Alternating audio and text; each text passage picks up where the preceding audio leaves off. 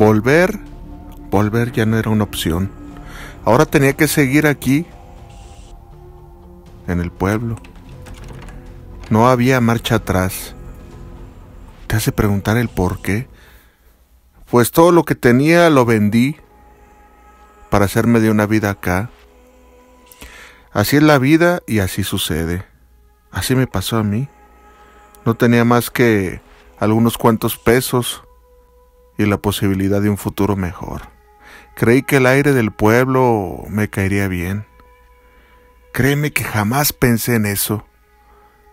Insisto, únicamente como anécdota había quedado. Entre los conocidos cuando la compartía o los amigos. Algunos con miradas de que me estaba haciendo pajas mentales. Pero era real. Más tangible que nunca. Ahora el recuerdo de la vieja bruja Carmela estaba fresco y presente. Abundio lo confirmaba también, porque insisto, como te comentaba, decía él, que había veces que las lechuzas le seguían y hacían ese ruido como en el río cuando pasó lo de Santiago. Entonces supe que no estaba tan lejos de encontrarme con algo paranormal nuevamente. Acudimos donde el cura Macario. Fue él quien se quedó al mando después de que el padre Lalo falleciera, quien era quien tenía toda la información de la bruja Carmela. No había muchos detalles, únicamente una especie de diario o viejos apuntes del padre Lalo. No era muy creyente de las cosas. Todo lo ponía en duda. Si bien es cierto, no era que no nos creyera del todo, no profundizaba más. ¿Y ustedes qué piensan, hijo? Cuando fuimos Abundio y yo a platicar con él. Pues no sabemos, padre. Venimos a dar con usted para encontrar respuestas, para que usted nos brinde una asesoría. Mira, hijo, hay cosas que la mente hace que jueguen en nuestra contra. Este no es el caso, padre.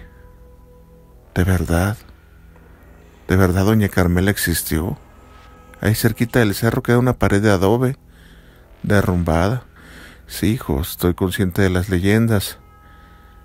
Pero, mira, a mi parecer solamente fue una psicosis colectiva en aquel momento.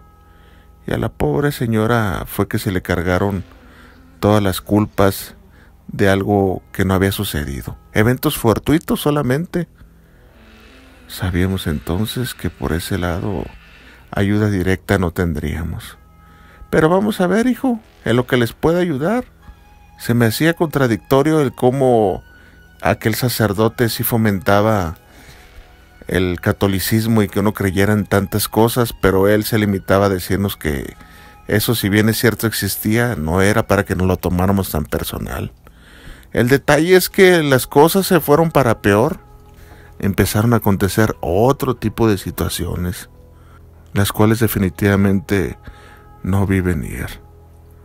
Poco a poco todo se fue tornando más oscuro, siniestro y a ponerse más fuerte. Aquellos ruidos del ropero quedaron únicamente como si fuera un recuerdo de una película infantil. Todo se empezó a poner para peor. Ya las noches eran ruidos que parecía que venían de otras casas, cuando eran en mi propia casa donde ocurrían. Mientras la noche seguía, se rompía el silencio a partir de la 1 de la mañana. Ya sabía, ya lo esperaba. Había veces que solamente dormitaba un poco, presagiando lo que sucedería.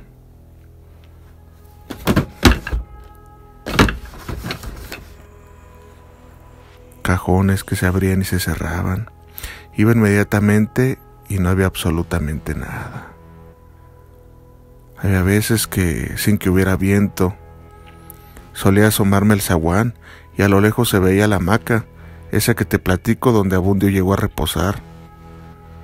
Y se movía.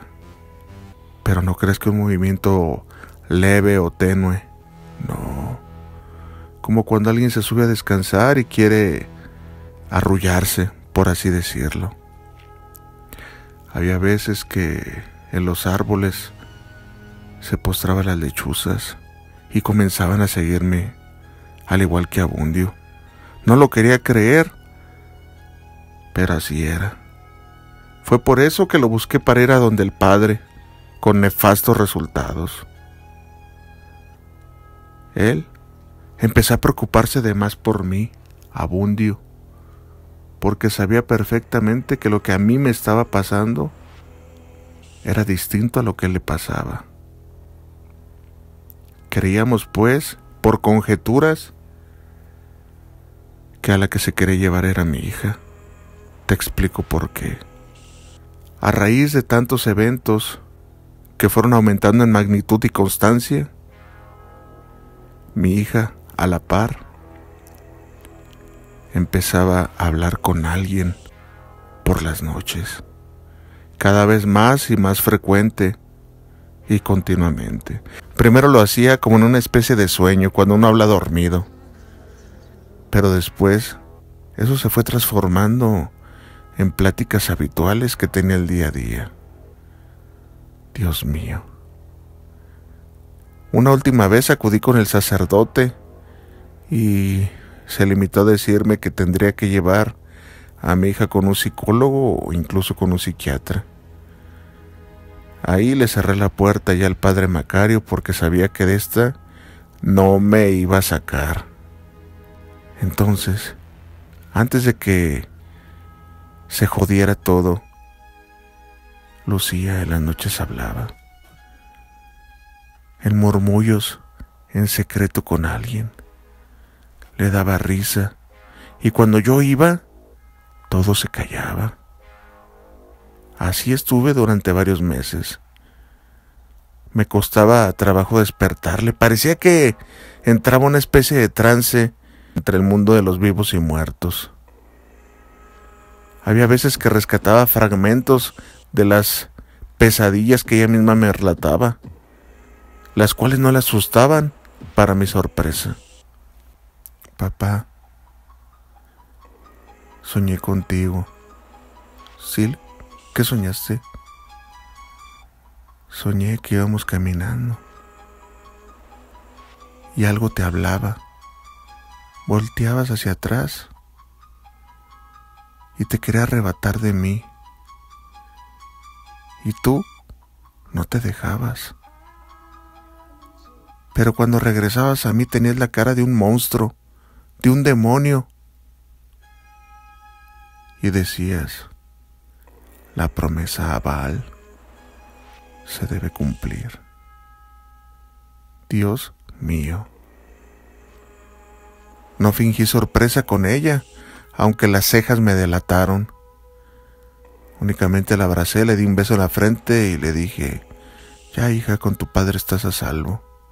Pero por dentro estaba cagado de miedo. No eran palabras de una niña cualquiera. Es decir, ¿cómo obtendrías información de lo del culto a Baal, el devorador de niños? Tenía que ser algo pertinente, pero en el pueblo, francamente, con la respuesta del padre Macario, no obtuve nada. En un fin de semana fuimos a la capital, a Chihuahua, a ver qué se podía hacer, a qué nos podíamos enfrentar. No me creerás que esa vez, mientras estábamos en el hotel, no ocurrió nada. Únicamente algunos eventos que me parecieron extraños, sí, pero no con la magnitud que ya pasaban en la casa del pueblo. En Bachenigua, ¿qué cosas te has de preguntar? Una imagen religiosa que colgaba de mi cuello, un escapulario. Al estarme afeitando, se cortó de la nada. Se botó, por ella fue a dar. Las pesadillas con mi hija cesaron, sí. Parecía ser otra, y yo pensaba que tal vez la respuesta sería esa, que me fuera.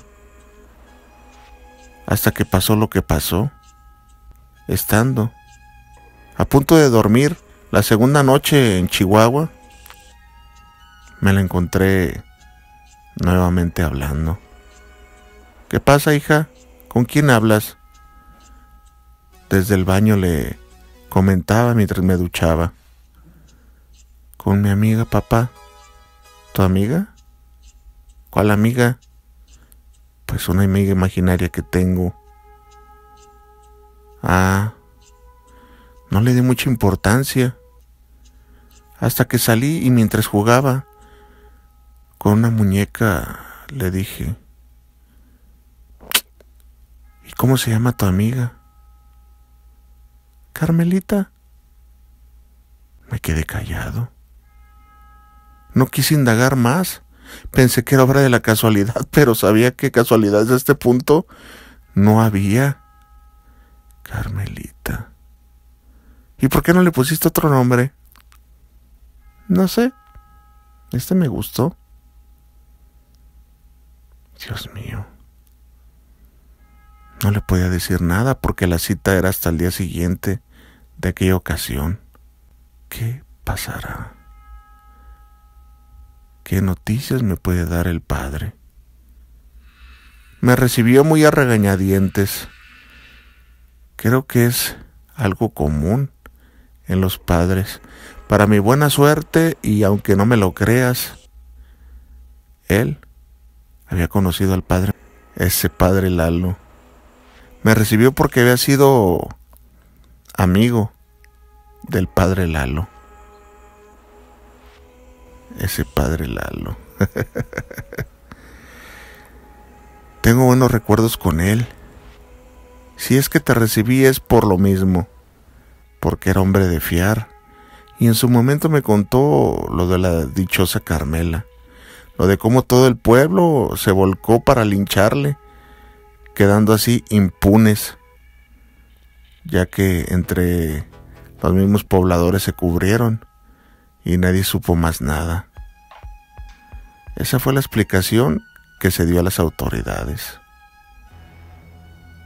Pero él sabía perfectamente que el padre Lalo no había mentido. Sí, hijo. Sé cómo estuvo. Sé que fue real. Sé lo del niño Santiago y otras cosas que tú desconoces. ¿Qué cosas, padre?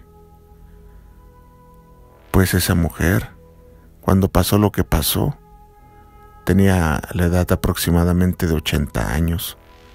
Así que es bastante raro que el único niño de tu pueblo, de Bachinigua, que se haya llevado, sea Santiago. Y los otros 3. Ella ya tenía en su haber varias denuncias y la gente sospechaba de lo que hacía.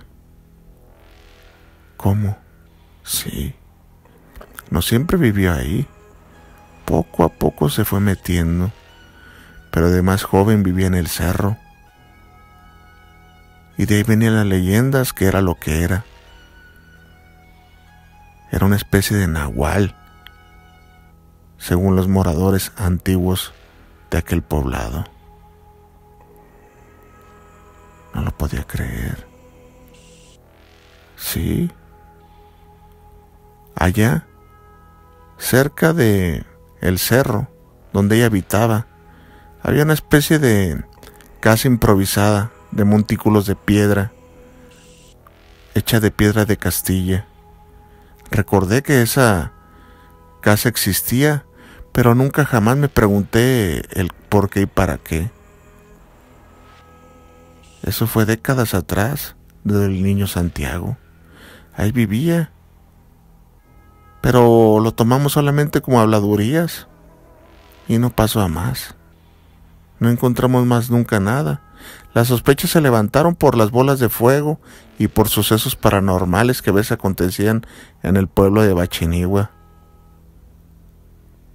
Oh, no lo podía creer.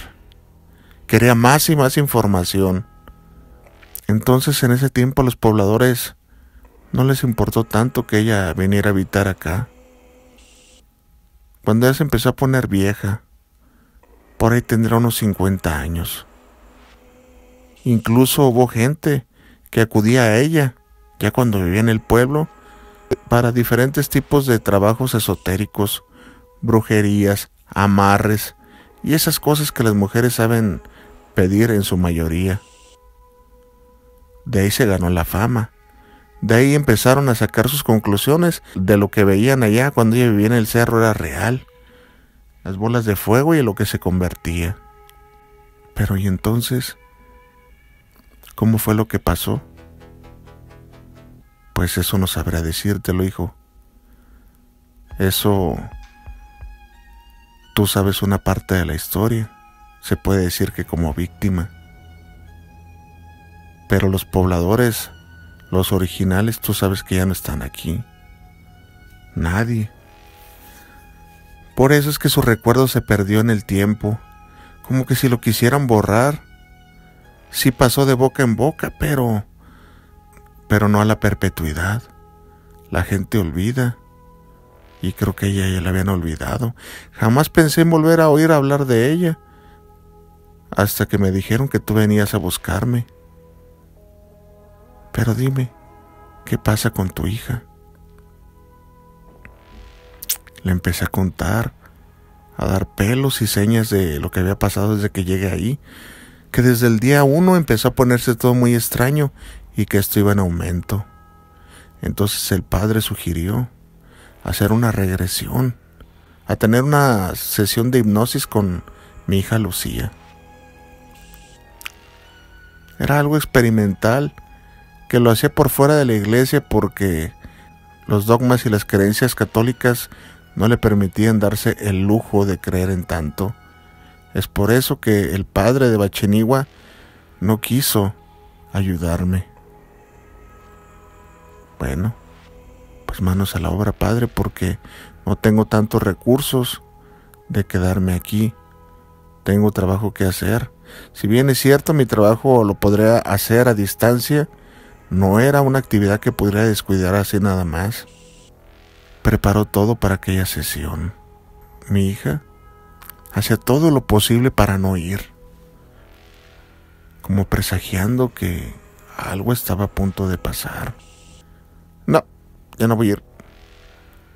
Hija, ¿por qué no? Ni sabes a dónde te voy a llevar. Ese hombre con el que me vas a llevar es malo. A ver, ¿con quién te voy a llevar? Ni sabes. Es malo, papá. Porque él quiere saber de Carmelita. Ay, Carmelita, ¿qué tiene que ver en esto? Pregunté titubeante y con la voz temblorosa. Pues sí, ella me dijo ayer que él quería saber los secretos que me había dicho. Pero ella, como sabe, si ni siquiera hemos ido, ella lo sabe todo, papá. Desde antes que pasen las cosas, ella me estaba esperando a mí para ser mi amiga. Lucía, deja de decir pendejadas. Me estás asustando. También dijo que dirías eso. A ella le gusta asustarte. Por eso lo del ropero. Ella lo hace solo por fastidiarte, porque sintieras miedo.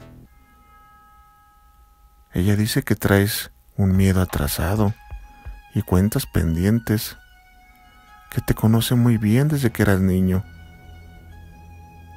No puede ser. Quedé enmudecido y sabía que no era cosa de juego lo que ella estaba diciendo. ¿De dónde pudo haber sacado tanta información si jamás le comenté nada? Me limité a quedarme callado, pasmado. No le dije nada y corté con un pues vamos a ir y punto. Busqué aquel escapulario que se me había reventado. No lo hallé. Lo buscaba por un lado y por otro. Me sentía desprotegido, ausente, asustado. Es hora de dormir. Mañana hay cosas por hacer. Le comenté una noche antes de llevarla con el padre. Sí, papi. Cuando noté que en su mano tenía aquel escapulario bien apretado. No supe qué decir, no supe qué hacer. Tenía que esperar a estar con el padre.